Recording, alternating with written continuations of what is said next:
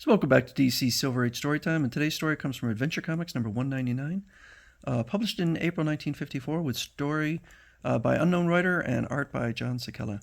Superboy meets Superlad. Don't worry, folks, I'll catch it. I must be dreaming. Another Superboy. He looks like me, talks like me, acts like me.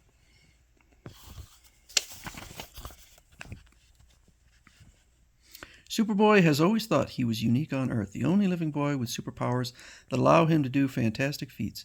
But within Earth is another story, for down in an amazing unknown city, deep underground, he meets another boy of steel.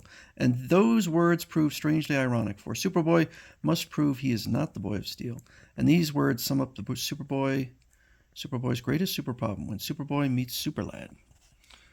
Come on, Superlad, I'm tired of twiddling my thumbs. Can't I do one little thing?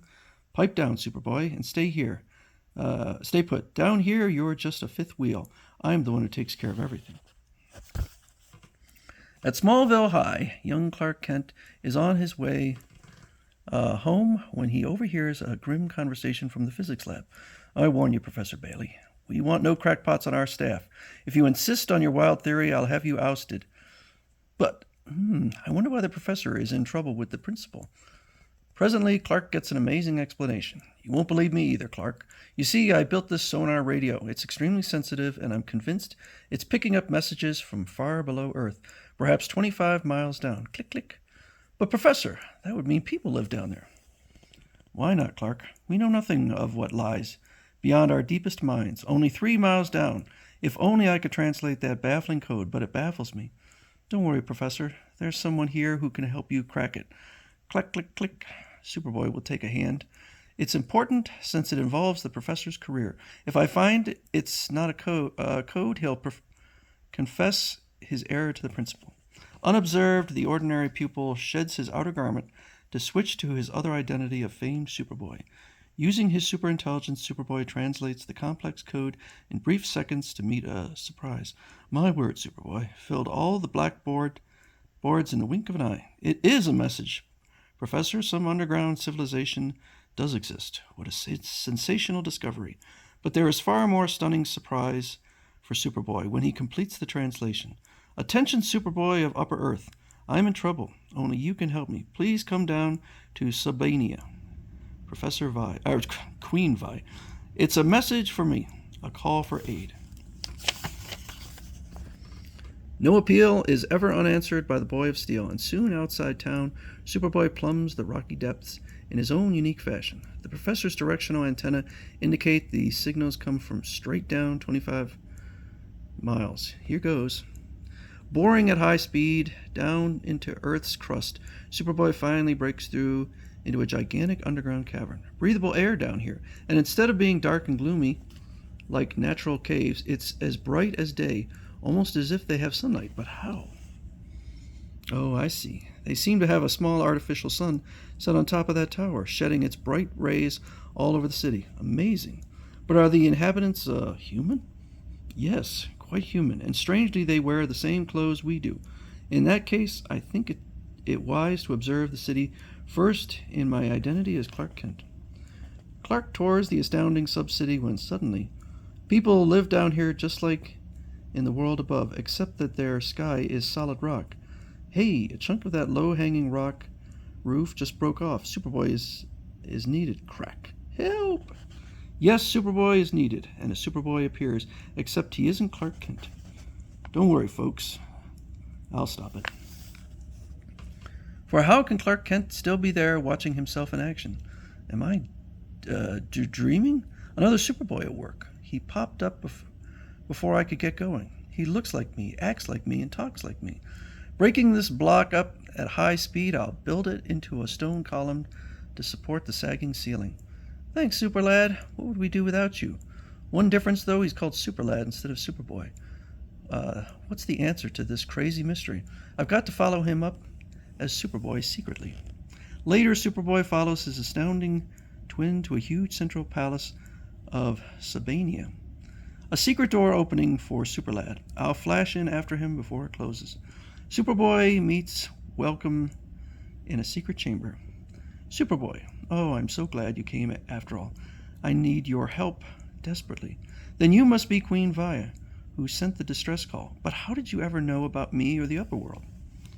Simply enough, by sonar television, but it's the only set in the city, invented by my father the king before he died. Thus I observed your upper world life and adopted such good things as your clothing styles for my people. I see, your majesty, and you also saw me battle crime and decided you needed a Superboy too. But how did you find a boy with my same powers? I didn't.